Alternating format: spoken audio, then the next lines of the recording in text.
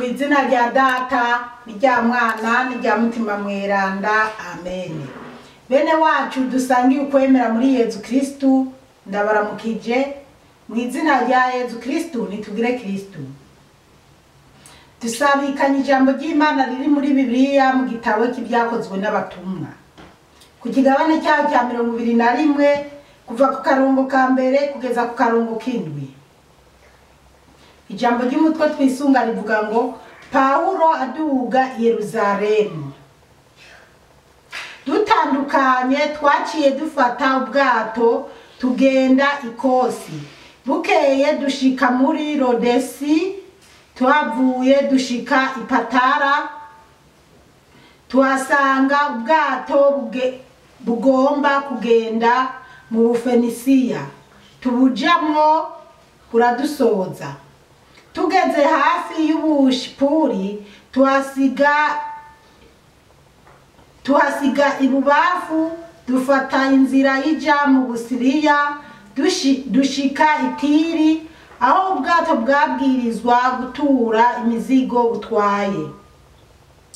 Twasanze abigishwa, tumarana nabo iminsi indwi, bamurikiwe na Mutima Mweranda, babwira Paulo ngo areke kuduga i Yerusalemu. Ariko igihe kigeze turagenda, bose baduherekeje, abagore n'abana nyene. Tuva mu gisagara, dushitse hafi y'ikiyaga, turapfukama ngo dusenge.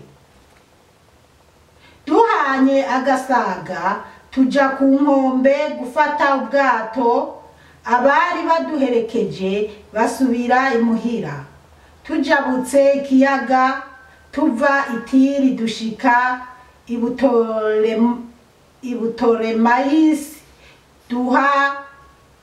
duha bwakeye bene wacu tubwira ko tuba turamaranye uyo musi. Bene wacu muri Yezu Kristu, iri ni ijambo ry'Imana, dushima Imana.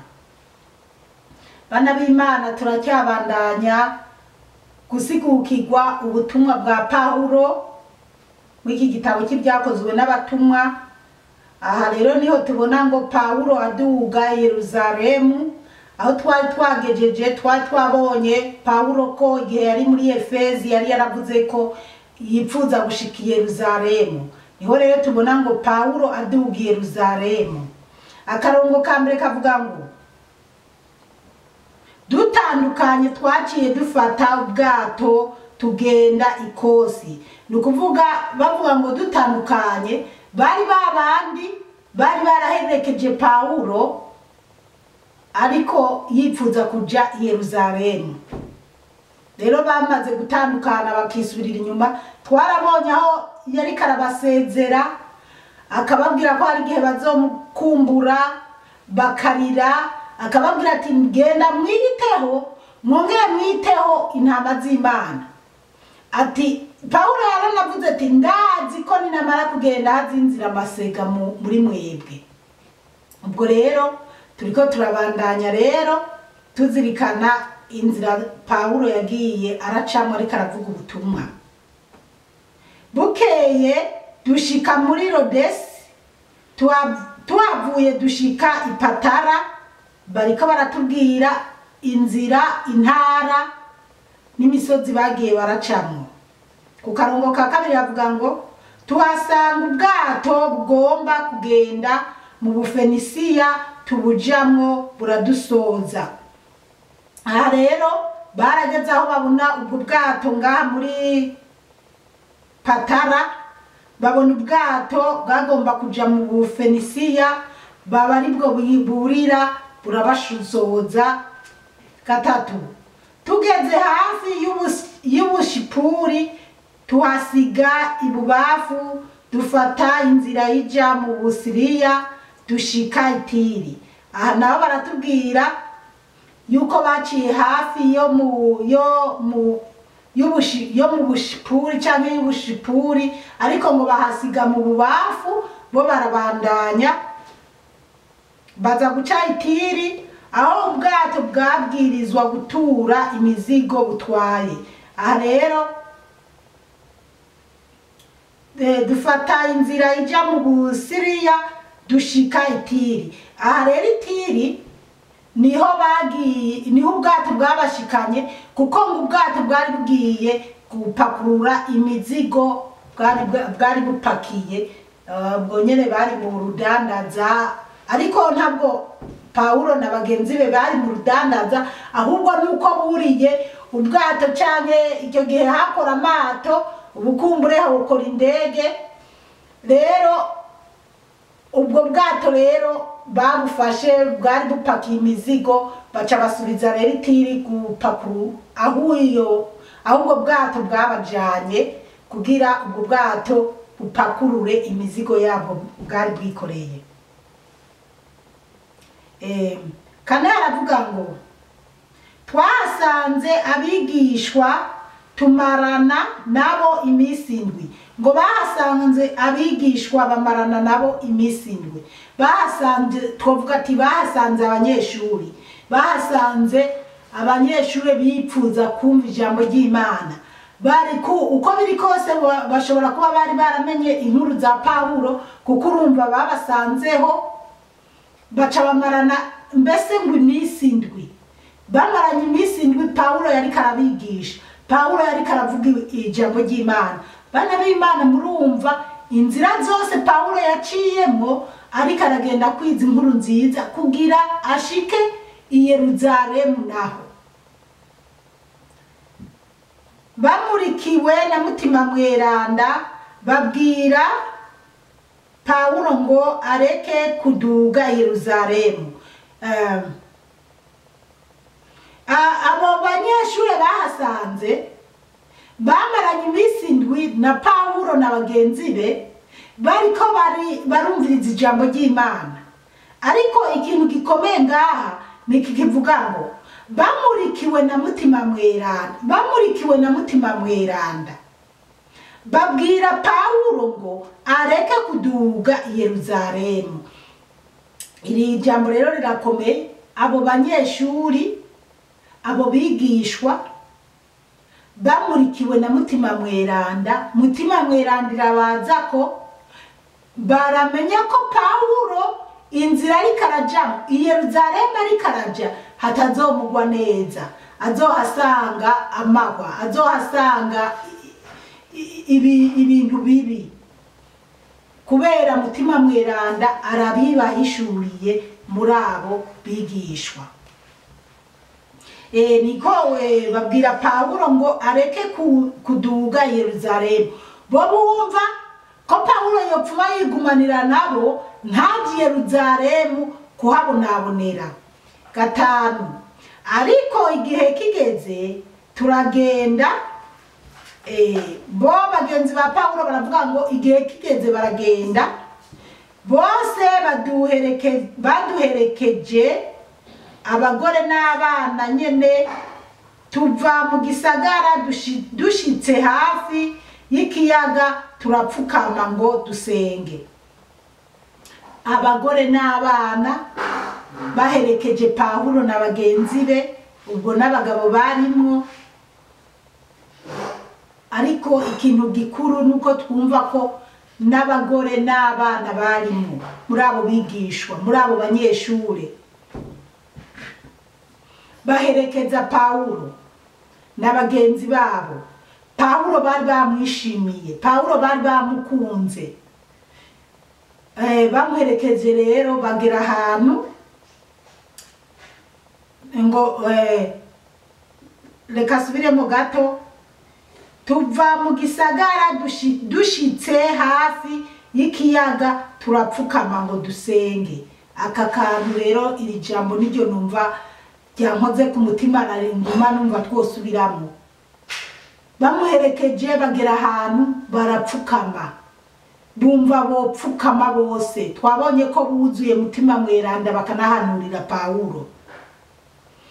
Hanyuma barapfukama barasenga banezerewe, bishimiye Pawulo, barapfukama barasenga. 6 duhaye agasaga duhanye duhanye agasaga tuja ku nkombe gufata ubwato abari baduherekeje basubira imuhira. Bageze ku nkombe y'ikiyaga, bageze aho bofata ubwato ngo burire ubwato bubandanye bubajane i Yerusalemu, babandi bari babaherekeje barahana agasaga barabwirana bayi n'agasaga ndakwikebanuye uzugira urugendo rwiza ugenda amahoro uzushika amahoro iyo ugiye. Ngo bahana agasaga, birumvikana bari bahuje umutima, barabigishwa beza, barabanyeshure beza, bari barumvirije Pawulo, bari bagiranye ibihe byiza na Pawulo. Twabibonye ko bari bamaranye iminsi 7. Bahana bagasaga rero, hamwe twabonye n'abagore n'abana basubira inyuma. Pawulo na bagenzi be nabo baza gufata ubwato. Reka subiremo.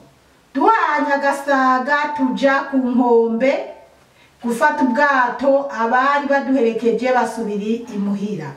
Indwi haravuga ngo tujabutse ikiyaga tuva i Tiri dushika i Butolemayisi. Abatubwira bafashe ubwato ahandi bava i Tiri ngo bashika ahantu hitwa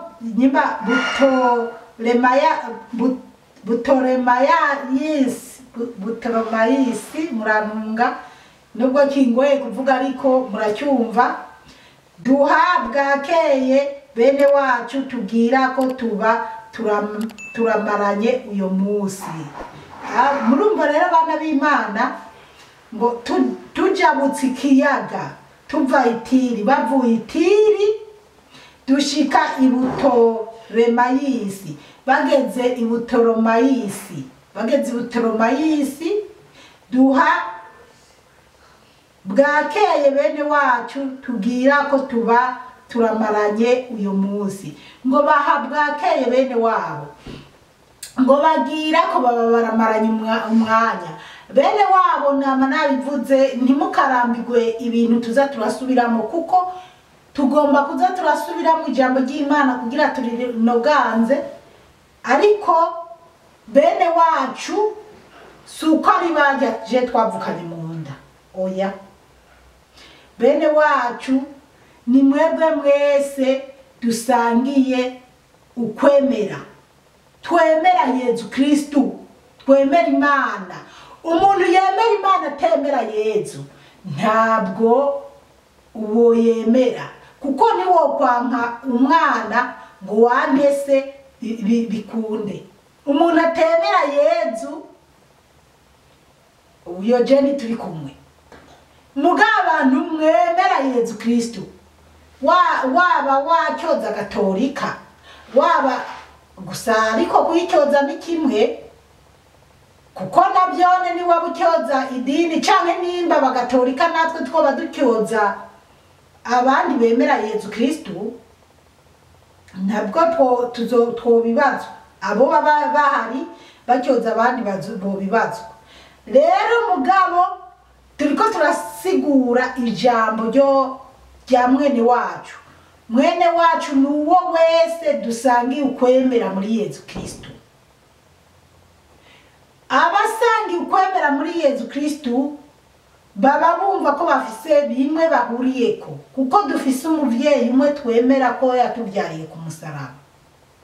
Nibo bene wabo rero kuko ni Bibiliya bivuga bahasanga bene wabo bamarana umunsi wose baganira. Kubera iki? Kubera bari bahuje ukwemera, bari bahuje umutima nama. None rero mwene wanyu suja mwavukanye, suwo mwose bere rimwe canke wo kwanyu kwa so wanje kwa papa wa batisimu, kwa mama wa batisimu, canke kwa so yavyaye ku bagore bangahe, oya. Uwo wese musangiye ukwemera muri Yezu Kristu niwe mwene wanyu. Hanyuma na Yezu aho mama wiwe yaza kumurondera n'abandi bagendanyi ba mama wiwe canke ba Yezu Kristu, baramubwiye ngo erega nyoko wawe ngo na bene wanyu ngo bariko barakurondera.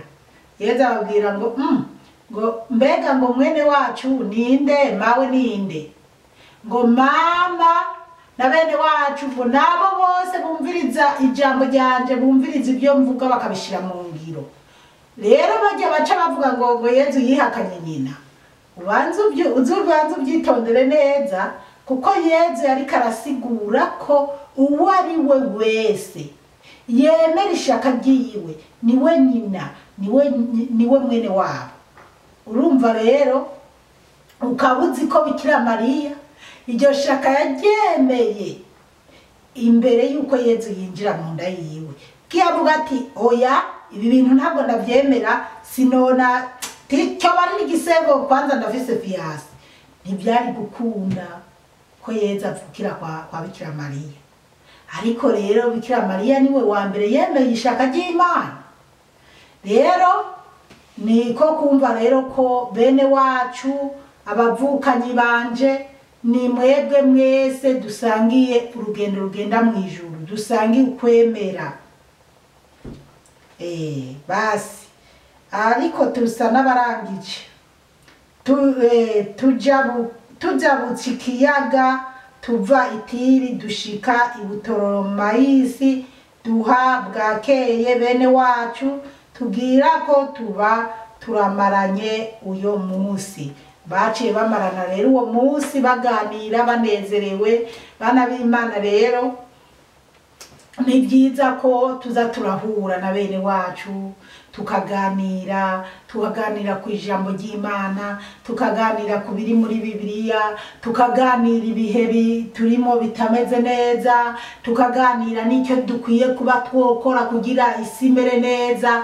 Isi yoyo ntizigera imera neza, ariko nitwaza turasenga hazoza haba kahengwe gatuma ishavu ry'Imana ricureha. Ariko wowe uri Imana ukaraba ibintu abana b'isi bikoza, Imana ikomeze tugwize ko imbabazi zayo. Tuze turasenga cyane, dusengeranire, dusabire abanyabyaha, natwe twisabire. Turi n'abanyabyaha twese, mugabo ibyaha birasumbana. Imana yo mu ijuru idutabare cyane, kandi Imana iduhe gutahura cyane. Mwarahezagiwe n'Imana. Ku izina rya Data n'irya Mwana n'irya Mutima Mweranda, amen.